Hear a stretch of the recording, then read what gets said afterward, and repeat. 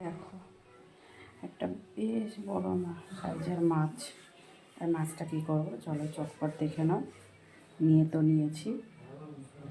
বন্ধুরা সবাই কেমন আছে? আশা করি সবাই খুব ভালো আছে। আর দেখো কী রান্না করব। আর আজকে মাছটাকে অন্যরকম করে খাবো। তো চলো চটপট দেখে নাও কি করছি। এখানে দেখো মাছটা বেশ ভালো করে ধুয়ে পরিষ্কার করে নিয়ে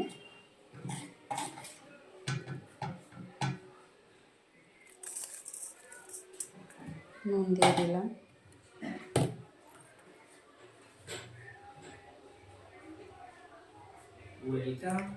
হলুদের গুঁড়ো দিয়ে দিলাম,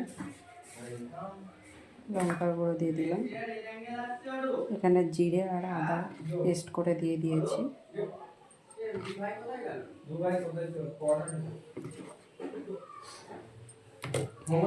তো এটাকে খুব ভালো করে মাখিয়ে নেবো। আর দেখো এই যে মাছটা না মধ্যখান থেকে একটু চিড়ে চিড়ে দিয়েছি। ভালো করে বেশ পরিষ্কার করে ধুয়ে ভালো করে চিড়ে দিয়েছি। দেখো পেছনেগুলো মাখিয়ে নিচ্ছি ভালো করে।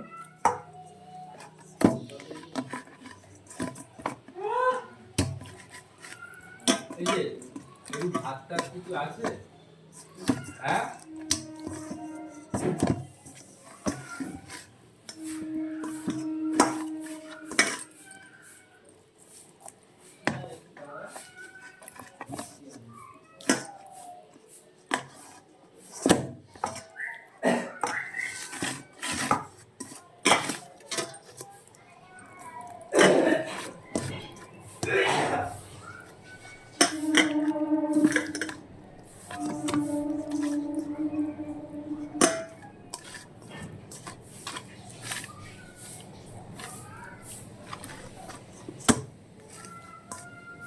গামলাটা কিন্তু বেশ বড়, মাছটা কিন্তু বেশ বড় সাইজেরই।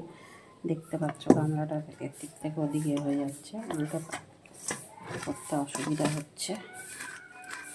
ভালো বড় সাইজের একটা মাছ নিয়ে নিয়েছি। এটা আমি কিছু সময় ফ্রিজে রেখে দেব।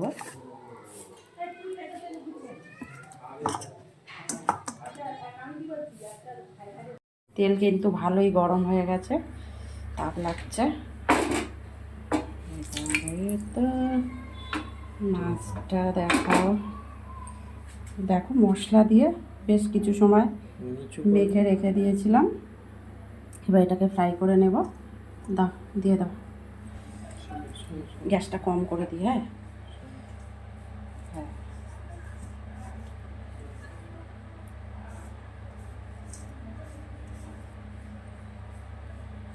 পরে তুলে আবার একদম বসাও, ধরবে না গো, সবসময় ধরবে না।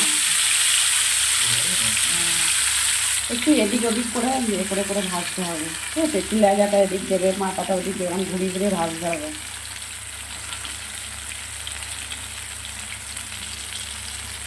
হ্যাঁ এখন কি সুন্দর বন্ধ হচ্ছে মশলা।